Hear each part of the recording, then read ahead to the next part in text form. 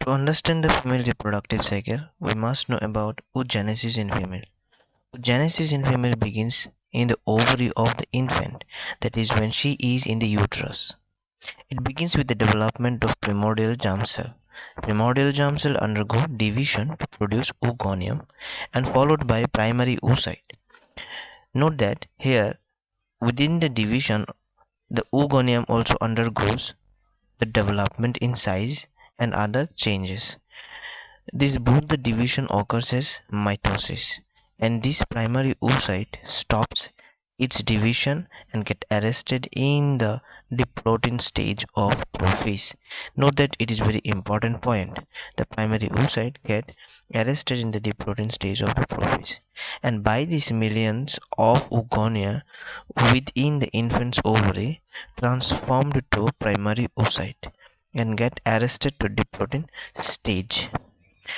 Note that all sorts of events that we have discussed, that is transformation of primordial cell to the primary oocyte, that has happened during before the birth only.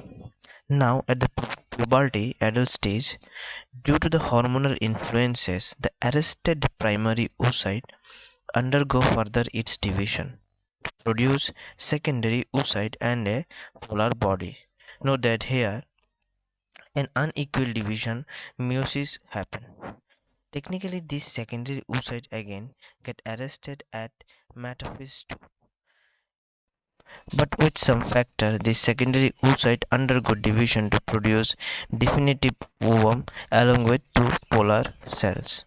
Not all these activities are undergoing within the ovary only.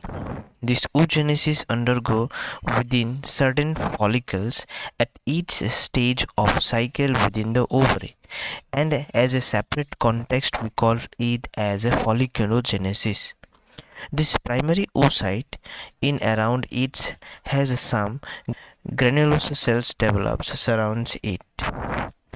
Don't forget this primary oocyte does not complete its meiotic division, that is, it get arrested at the diplotin stage, and this follicle is called primordial follicle.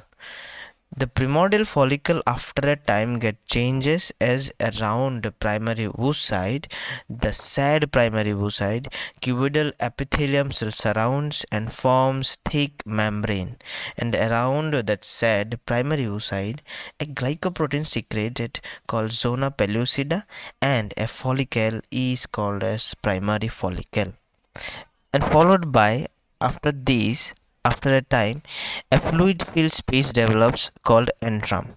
An additional layer forms around the epithelia called theca cells. From the side of the epithelia it is called as theca interna, and from the other side it is called as theca externa.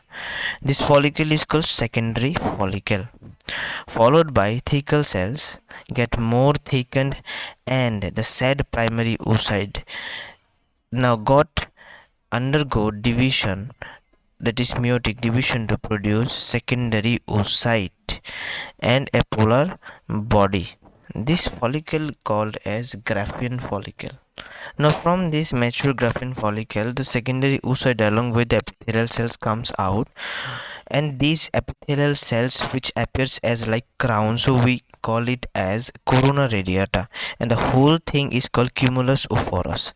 Now this secondary oocyte within the fallopian tube, which is arrested at metaphase 2, complete its second meiosis, but a condition is required, that is the magical touch of sperm recurs. So a oogonium is not able to complete its whole oogenesis cycle unless fertilization happens.